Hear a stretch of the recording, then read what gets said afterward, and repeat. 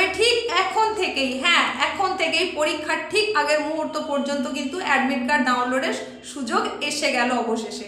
2024-এ তুমি কি ANM GNM এর পরীক্ষার্থী? তাহলে তোমার জন্য আজকের ভিডিওটা খুবই গুরুত্বপূর্ণ। তার কারণ আজকের ভিডিওতে আমি তোমাদের জানিয়ে দেবো কিভাবে অ্যাডমিট তুমি ডাউনলোড করবে, কোন ওয়েবসাইট ভিজিট করলে তুমি সেটা করতে পারবে, তোমার অ্যাডমিট কার্ডের কোন কোন দিক তোমাকে অতি অবশ্যই লক্ষ্য রাখতে হবে, তোমার ড্রেস কোড কেমন হবে এক্সামিনেশনের দিন, আরো জানিয়ে দেবো এক্সামিনেশন সেন্টারে তুমি কি কি নিয়ে যেতে পারবে আর কি কি নিয়ে যেতে পারবে না, এক্সামের সময় ঠিক কোন কোন গুরুত্বপূর্ণ দিক তোমাকে অতি অবশ্যই লক্ষ্য রাখতে হবে এবং সেই অনুযায়ী তোমার পরীক্ষা দিয়ে দিতে হবে। ওএমআর সিটের কোন নাম্বার থেকে কোন নাম্বার পর্যন্ত কোন সাবজেক্টের জন্য বরাদ্দ সেটাও তোমাদেরকে আজকের এই ছোট্ট ভিডিওতে জানিয়ে দেবো।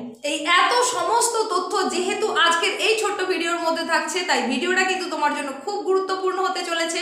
সামান্য একটু সময় খরচ করে তুমি যদি ভিডিওটা প্রথম থেকে শেষ পর্যন্ত মনোযোগ সহকারে দেখো, তাহলে পরীক্ষার দিন কিন্তু তোমাকে কোনো রকম দুশ্চিন্তায় পড়তে হবে না। তাই আমার দিক থেকে যেটা বলা সেটা হচ্ছে খুব মনোযোগ সহকারে ভিডিওটা দেখো এবং সম্পূর্ণটা বুঝে নাও পরীক্ষার আগের থেকে পরীক্ষার সময় পর্যন্ত কোন কোন দিক তোমাকে খুব ভালো করে লক্ষ্য নজরে রাখতে হবে। যেহেতু ভিডিওর বিষয়বস্তু হচ্ছে 2024-এর ANM GNM admit card download, তাই সুতরাং সেখানে আগেই বলতে হবে যে কথাটা, সেটা হচ্ছে তোমরা অ্যাডমিট কার্ডটা ডাউনলোড করবে কিভাবে। তার জন্য তোমাকে WBJEE যে ওয়েবসাইট সেখানে ভিজিট করতে হবে।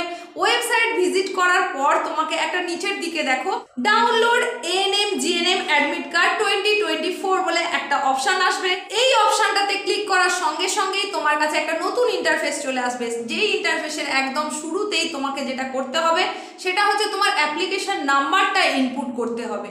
হ্যাঁ, তুমি যে অ্যাপ্লিকেশন করেছিলে সেখানে যে অ্যাপ্লিকেশন নাম্বারটা ছিল বা কনফার্মেশনের সময় তোমাকে যে নাম্বারের কথা বলা হয়েছে বা তোমার মেলে যে নাম্বারটা এসেছিল অ্যাপ্লিকেশন নাম্বার হিসেবে, সেই নাম্বারটা এখানে ইনপুট করতে হবে। আর তার ঠিক পরেই তুমি পাবে ডেট অফ বার্থের একটা অপশন।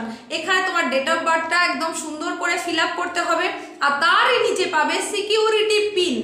এটা কিন্তু খুব গুরুত্বপূর্ণ।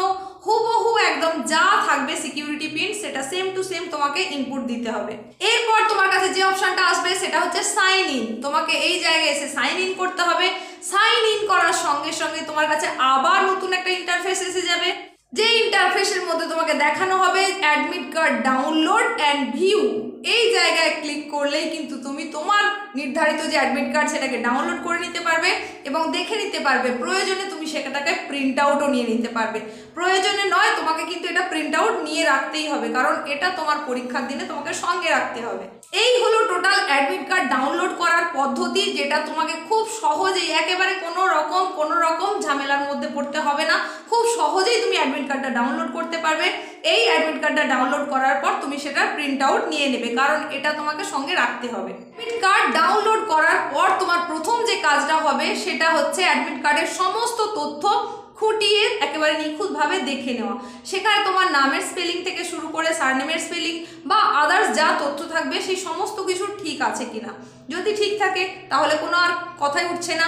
যদি সেখানে মনে হয় কোনো একটা সমস্যা আছে তাহলে তোমাকে অবশ্যই কিন্তু বোর্ডে একটা মেল করতে হবে যে কোন অংশটা তোমার কি ভুল আছে। তাহলে অ্যাডমিট কার্ড ডাউনলোডে তোমার প্রথম কাজ হবে অ্যাডমিট কার্ডের সমস্ত দেওয়া তথ্যগুলোকে পুঙ্খানুপুঙ্খভাবে দেখে নেওয়া। এর পরের যে কাজটা হবে সেটা হচ্ছে তোমার এক্সামিনেশন সেন্টার কোথায় পড়েছে, অ্যাকচুয়াল অ্যাড্রেসটা কি, সেই অ্যাড্রেসটা কিন্তু তোমাকে খুব ভালো করে দেখে নিতে হবে এবং অ্যাকচুয়াল লোকেশনটা কোথায় সেটাও তোমাকে জেনে রাখতে হবে, কারণ ওই সেন্টার ছাড়া তুমি আদার্স কোথাও কিন্তু পরীক্ষা দিতে পারবে না। তোমার জন্য অ্যালোটেড যে সেন্টার সেই সেন্টারেই তুমি শুধুমাত্র পরীক্ষাটা দিতে পারবে।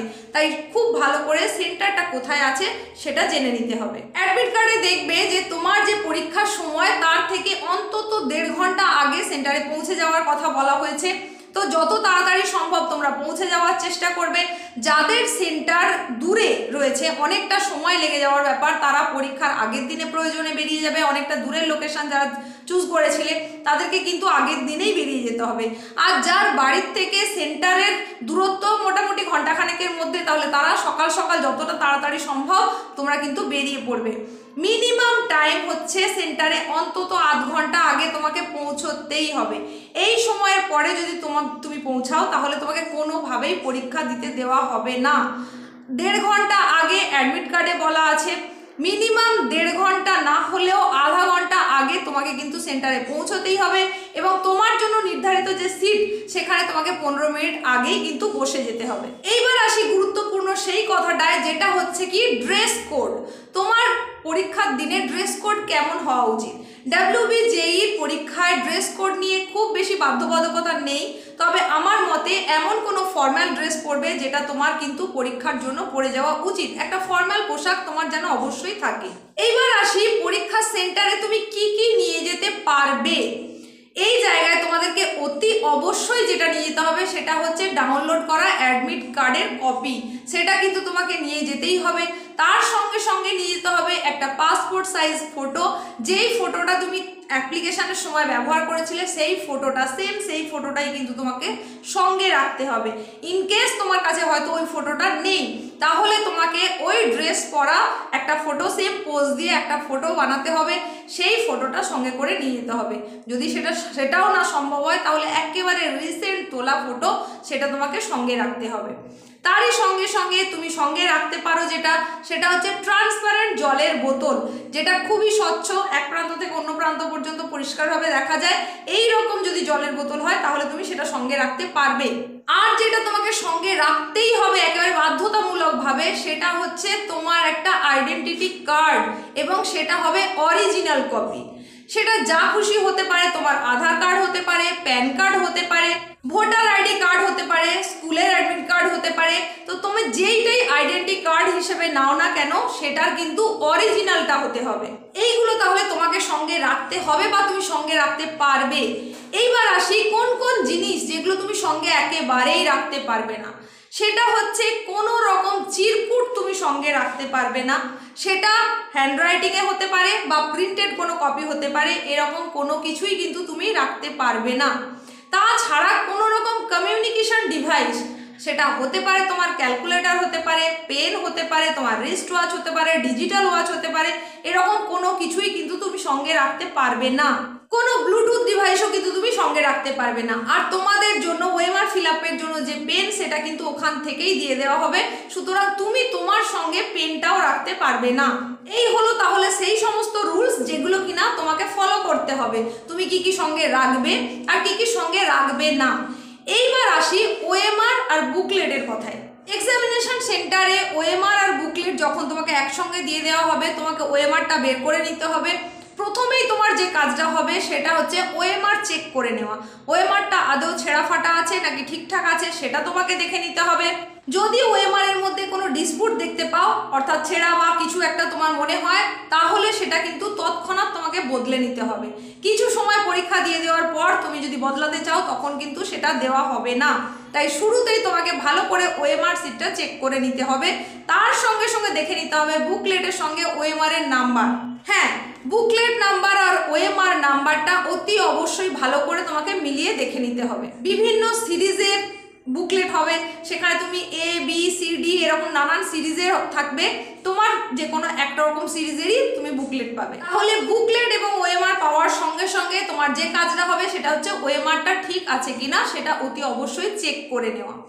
এরপরে যেটা বলবো সেটা হচ্ছে এই যে ওএমআর, সেখানে তুমি 100 পর্যন্ত 1 থেকে 100 পর্যন্ত নাম্বারিং পাবে, 4টে করে অপশানের সার্কেল পাবে, সেই অনুযায়ী তোমাকে ফিল আপ করতে হবে।